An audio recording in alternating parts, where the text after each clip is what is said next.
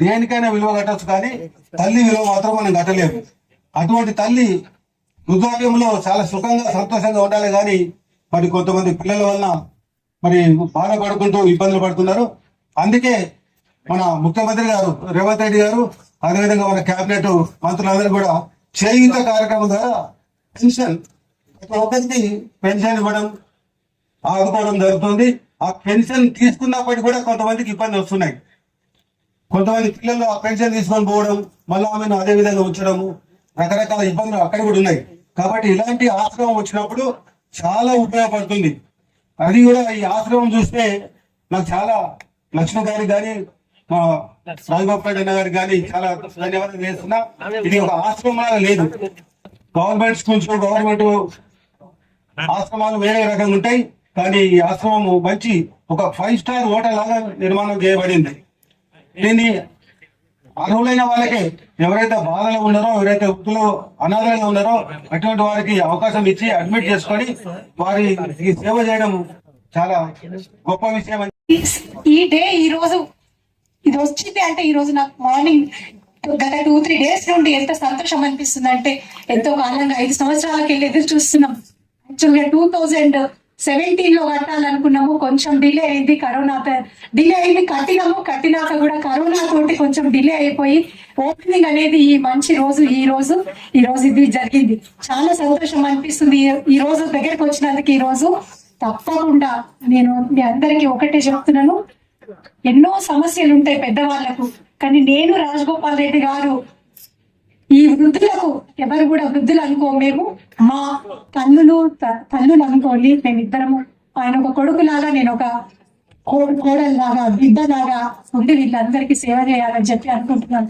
తప్పకుండా ఈ రోజు ఇది మేము రుద్రమాదేవి మహిళా సొసైటీ వాళ్ళది కాబట్టి వాళ్ళకి హ్యాండ్ ఓవర్ చేసి, ఇది non profitable organisation, government through వాళ్ళకి హ్యాండ్ ఓవర్ చేస్తున్నామే తప్ప దీంతో మాకు ఎప్పటికీ అనుబంధం అనేది మాత్రం తప్పకుండా మాకు ఉంటుంది.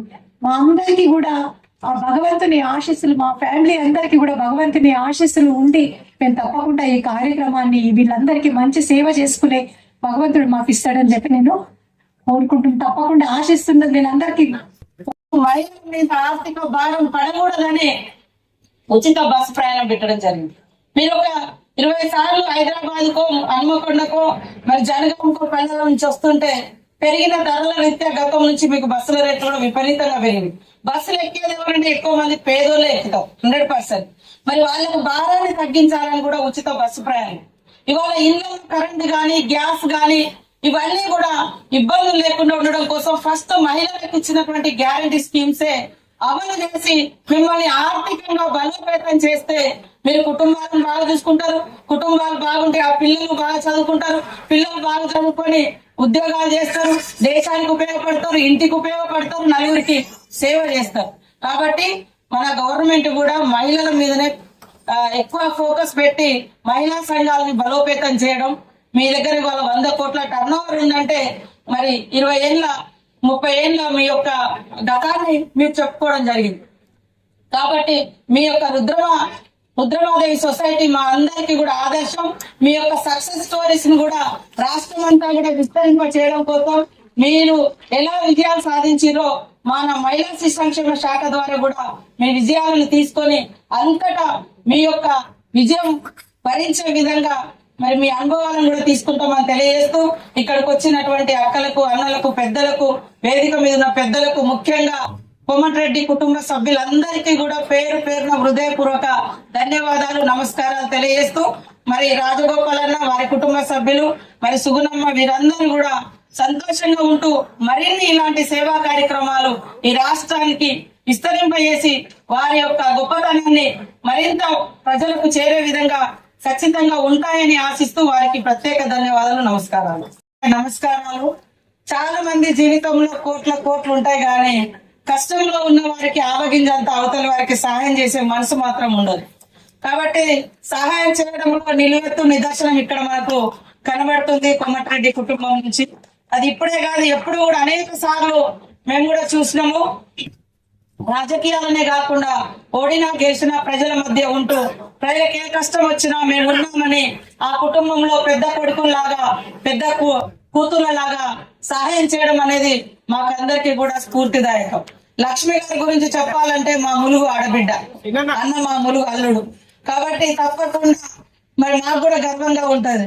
అరే ఇక్కడ నుంచి మరి ఈ స్థాయిలో మా సమ్మక్క సారలమ్మ దీవెన్లు, రుద్రమాదేవి సొసైటీతో మరి ఇక్కడ ఈ జిల్లా అంటేనే, వరంగల్ జిల్లా అంటేనే రుద్రమాదేవి గుర్తుకొస్తారు.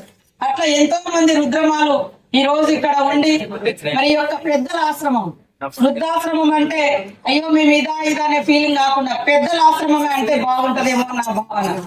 చాలా మంది మన పిల్లలు మనం చూసుకుంటాం కానీ మనల్ని కనిపించిన తల్లిదండ్రులను అశ్రద్ధ చేస్తాం. అప్పుడు ఆ భావన ఎట్లుంటదంటే మన పిల్లలు కూడా వాళ్ళ గురించి వాళ్ళనే చూస్తారు తప్ప అప్పుడు మనల్ని వాళ్ళు చూడరు. అందుకని ఎప్పుడు మన తల్లిదండ్రులు మనం చూస్తే ఖచ్చితంగా మన పిల్లలు కూడా వాళ్ళ తల్లిదండ్రుల మీద ఒక మంచి భావన చూడాలనేటువంటి బాధ్యత కూడా ఉంటది. కాబట్టి నాకు ఇప్పుడు మరి రాజగోపాల్ అన్న కళ్ళలో నీళ్లు తిరుగుతుంటే నిజంగా బాధ అనిపించింది. ఈ బిజీ షెడ్యూల్ వల్ల కూడా కుటుంబాలకు తల్లిదండ్రులకు దూరంగా ఉండి మనము అంటే స్వయంగా సేవ చేయలేకపోయేటువంటి పరిస్థితి ఉంటది. కాబట్టి మరి ఉన్నంతలో వాళ్ళ కోసం కొంత టైం కేటాయించుకొని వాళ్ళ ఆలన పాలన పసిపిల్లలతో సమానం పెద్దలంటే, వాళ్ళు లేకుంటే మనం లేవు. ఆ విషయాన్ని ప్రతి ఒక్కరు కనుక గుర్తు పెట్టుకుంటే ఇలాంటి ఆశ్రమాల యొక్క అవసరం ఉండదు. కానీ కొన్ని దురదృష్టకరమైన సంఘటనలు చూస్తే ఆస్తుల కోసం తల్లిదండ్రులను చంపుతారు, లేదా తల్లిదండ్రులను బయటికి నెట్టేస్తారు, అన్నం పెట్టారు, అలా మనం పుట్టింది అక్కడి నుంచి అనేది మర్చిపోతారు. కాబట్టి సమాజం మించింది ఏమి ఉండదని చెప్పి నాకు తెలుసు. ఈ భూమి ఆకాశం ఉన్నంత వరకు తల్లి అనే ఒక త్యాగం పిల్లల కోసం ప్రాణాలు అంతే అడ్డు వేస్తుంది. నేను స్వయంగా అనుభవించిన ఆ బాధ. కాబట్టి అటువంటి తల్లులకు పేదరికంలో ఉన్నప్పుడు కష్టాలు రావద్దు. అటువంటి పేద కోసమే అందరికీ తెలియజేస్తున్నాను. చాలా అదృష్టం ఈసారి మన కాంగ్రెస్ పార్టీ ప్రభుత్వం వచ్చింది. ఒక్క నిమిషం మాట్లాడు. ప్రభుత్వం వచ్చిన తర్వాత మొత్తం మంత్రిగా అందులో మహిళా శిక్షణ మంత్రి అయింది. నేను ఏ పని అడగలేదు, సీతాకాయ గారిని డైరెక్ట్ కలిసి మా అమ్మ పేరు మీద కట్టించినాము. కట్టిన బాగానే ఉంది. మరి వృద్ధాశ్రమాన్ని మెయింటైన్ చేయాలంటే మీ ప్రభుత్వ సహకారం కావాలి, మన ప్రభుత్వ తోడ్పాటు కావాలి. ఈ మహిళా సొసైటీ వాళ్ళు మరి ఇంత ఖర్చు ఇంత భరించగలుగుతారా, ఏదో ఒకటి మీరు ఉపాయం చేయండి అంటే వెంటనే సీతక్క గారు మాట్లాడి ఎట్టి పరిస్థితుల్లో ఈ వృద్ధాశ్రమాలు ఇన్ని కోట్ల రూపాయలు పెట్టి ఖర్చు పెట్టింది ఈ ప్రభుత్వం.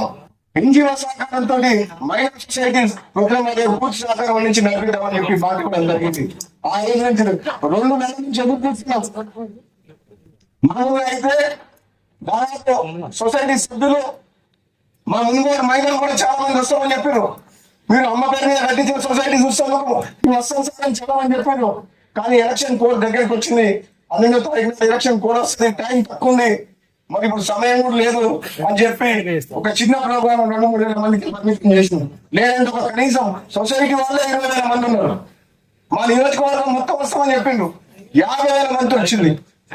సోనియా గాంధీ గారికి మాట చెప్తా, మా అమ్మ పేరు మీద కట్టిస్తున్నా అని చెప్పి ఆరోగ్యం మంచిగా ఉండే నేనే వచ్చి ఓపెన్ చేస్తానని చెప్పినాము.